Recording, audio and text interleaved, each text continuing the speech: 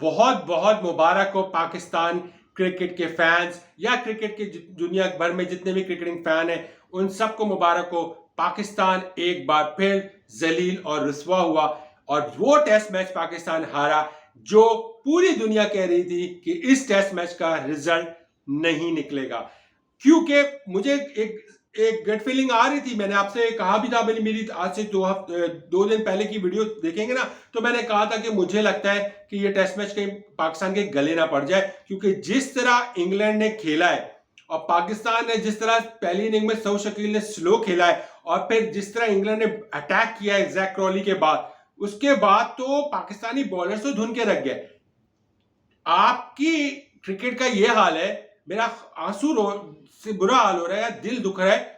हमारी क्रिकेट का ये हाल है कि ना हमारे पास बॉलर्स हैं, ना हमारे पास बैटर्स हैं, ना हम सारे पास फील्डर है। बाबर आजम से ना बैटिंग हो रही है, ना बाबर आजम से कैच पकड़ा जा रहा है। जो रूट ने जब डबल सेंचुरी नहीं मारी थी, 180 प्लस पे खेला था, एक स्ट्रेट बॉल स्ट्रेट कैच था बाबर आजम के हाथ में और इजी कैच तरीन कैच बाबर आजम ने ड्रॉप किया। बैटिंग में बाबर आजम फ्लॉप, 17 इनिंग अब तक चली आ रही बाबर आजम की, फ्लॉप चले आ रहे हैं। 2 से 2.5 साल का वक्त होता जा रहा है, बाबर आजम ने टेस्ट क्रिकेट में 50 नहीं मारी। ये हमारी क्रिकेट का हाल है। ठीक है, रिजवान हमेशा सेल्फिश इनिंग खेलेगा, कभी भी उसकी इनिंग में Pakistan as a match winning inning नहीं नजर आएगी। फिर आप आ जाए साइम अयूब, किसकी पर्ची है, मेरे समझ से बाहर है। रेड बॉल क्रिकेट हो, व्हाइट बॉल क्रिकेट हो, मुसलसल फ्लॉप होता चला रहा है, मुसलसल सिलेक्ट होता चला रहा है। ठीक है, आगे अब्दुल्ला शफीक, डेड पिच दे दो उसको, उस वक्त ये अच्छी परफॉर्मेंस आपको दे देगा। पहली इनिंग में सेंचुरी जरूर मारी, अभी जरा सी बॉल सीम हुई या जरा सी बॉल बैठी, अकल के पैदल को ये नहीं पता था, देख नहीं रहा फील्डिंग में कि जब जो रूट को किस तरह वो आउट हुआ, जब बॉल नीचे बैठ गई तो वो एलबीडब्ल्यू हुआ। तो डेफिनेटली चौथे दिन तो बॉल नीचे बैठेगी यार, टेस्ट क्रिकेट का तो ऑटोमेटिक रूल है कि बॉल नीचे बैठेगी। तो गार्ड उस तरफ लो कि जहां तुम इतना कवर कर सको कि बॉल नीचे बैठ रही है, और तुम पहली बॉल को स्ट्रेट ड्राइव खेलने चले गए और इस लेवल पे खेल गए कि तुम्हें यह नहीं पता कि बॉल नीचे बैठेगी, तुम ऊपर की तरफ खेल गए, इस लेवल पे खेल गए जैसे कि पहले दिन की ड्राइव शॉट खेलने जा रहे हो, उस लेवल पे इस हाइट पे बॉल आएगी। उसके बाद हमारे बॉलर्स का कारनामा, शाहीन शाह अफरीदी पेस खत्म हो गई, अपना नसीम शाह पेस खत्म हो गई, आमिर जमाल पेस खत्म हो गई, अबरार तो बुखार इतना चढ़ गया कि वो तो भाई साहब बाहर ही चले गए, वो क्या कहते हैं हॉस्पिटलाइज हो गए, स्पिन उनसे हो नहीं रही और किरदार उनसे अदा हो नहीं रहा, और वो अपने आप को मैजिशियन और मुस्तकबिल पाकिस्तान जो इनको कहा करते थे कि ये पाकिस्तान का मुस्तकबिल का स्पिनर है, अरे कक स्पिनर है ना हमारे पास। चेक इन कीजिए, एक जमाने में जो हमारे पास स्पिनर्स होते थे ना टेस्ट क्रिकेट में, वो नहीं है हमारे पास। हमारे पास फास्ट बॉलर्स नहीं है। शाहीन शाह अफरीदी की ना लाइन है ना लेंथ है, इतना मार खा रहे शाहीन शाह अफरीदी, धो के रख दिया यार, हैरी ब्रोक ने धो के रख दिया, जो रूट ने। नसीम शाह पेस खत्म हो गई है, लाइन और लेंथ खत्म हो गया। अच्छा, अब ये कोई ना कहे कि यार ये तो डेड पिच थी, तो भाई डेड पिच थी तो फिर अभी आप कैसे हार गए? आप बचा लेते, आप डेड पिच पे आराम से आपके बैटर्स भी स्कोर करते, आपको 1.5 दिन गुजारना था, आराम से सेंचुरी पे सेंचुरी मारते, मैच ड्रॉ हो जाता। आपकी तो हालत गले में आ गई।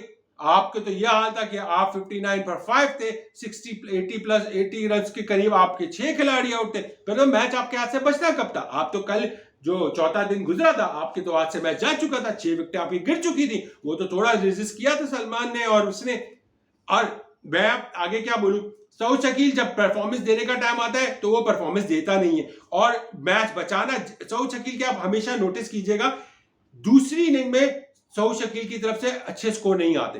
क्यों? क्योंकि वो दूसरी इनिंग में क्रूशियल टाइम होता है और सऊद शकील या तो प्रेशर हैंडल नहीं कर पाते, किस तरह के वाइस कैप्टन बने कि उनसे प्रेशर नहीं, उनकी ज्यादातर ये नहीं कह रहा कि ऐसा नहीं है, लेकिन ज्यादातर जो उनकी बड़ी इनिंग है ना, वो पहली इनिंग है, दूसरी इनिंग में उनकी बड़ी इनिंग नहीं है। ठीक है ना, बहुत बहुत रेयर होगी तो होगी।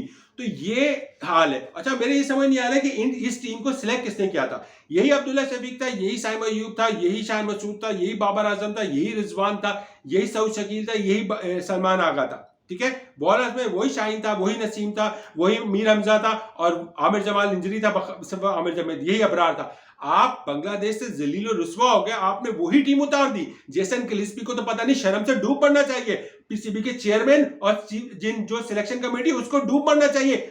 जलील और रुसवा करवाया पाकिस्तान क्रिकेट को, बांग्लादेश क्या तो, और उसी टीम को उतार दिया इंग्लैंड क्या तो, और अब उसमें उस पहली टेस्ट मैच में जो ड्रॉ होने वाला था उसमें और जलील और रुस्वा करवा दिया। तो भाई अब बचा क्या?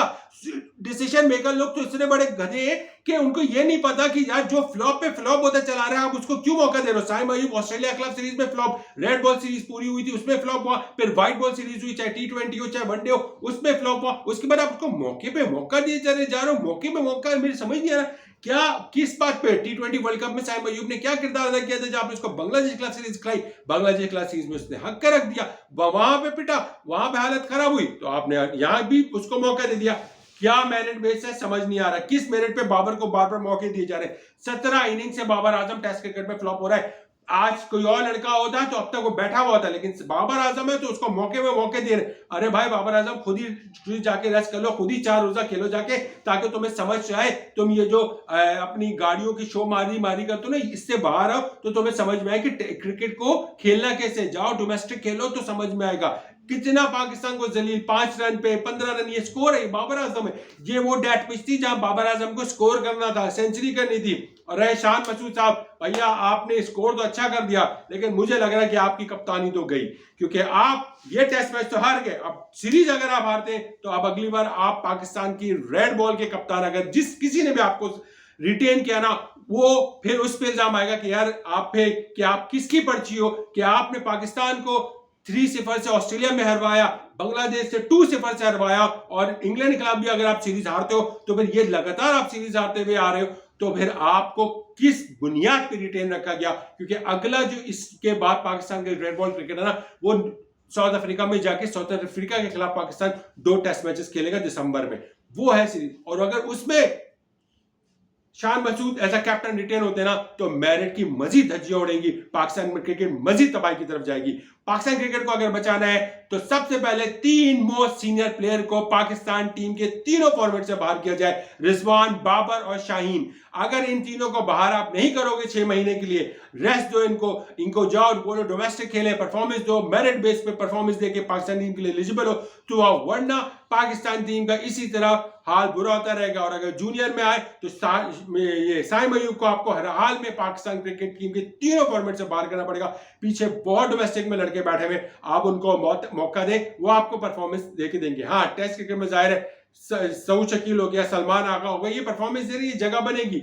और नसीम शाह को भी चाहिए कि जाए डोमेस्टिक खेले, क्योंकि नसीम शाह की परफॉर्मेंस ना बांग्लादेश के खिलाफ सीरीज में अच्छी थी और ना ये इस टेस्ट मैच में तो बहुत ही वर्स्ट रही है। और मैं हैरान हूं कि पाकिस्तान ने पाकिस्तानी बॉलर से 800 से ज्यादा रन इंग्लैंड को पिटवा दिए, और आपकी यह हालत थी कि आप 80 यानी कि 100 भी नहीं हुए थे और आपके 6 खिलाड़ी पवेलियन जा चुके थे दूसरी इनिंग में।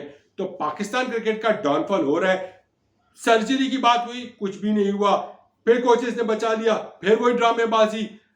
आप अभी रेड बॉल में जलील हो रहे हो ना, अभी अगले महीने ऑस्ट्रेलिया जा रहा है पाकिस्तान व्हाइट बॉल खेलने के लिए, टी20 और वनडे, वहां मजीद जलील होगा, क्योंकि आपके पास ना कोई अप्रोच है, ना कोई टीम है, ना कोई टारगेट है, ना कोई स्ट्रेटेजी है, कुछ नहीं आपके पास। ना आपके स्पिनर्स आपसे परफॉर्मेंस दे रहे हैं, ना आपसे बॉलर्स आपके परफॉर्मेंस दे रहे हैं, ना आपके पास पेस है, ना आपके पास लाइन है, ना आपके पास लेंथ है, ना आपके बैटर्स के पास जरा सी बॉल सीम और जरा सी माइनर सी भी ना 2% भी बॉल जरा सी सीम या नीचे बैठती है ना, आपके बैटर्स के हाथ पैर भूल जाते हैं। और वही वाह, 80 पे आपके 6 खिलाड़ी उड़क गए और आप सिर्फ शक्ल देखते रह गए।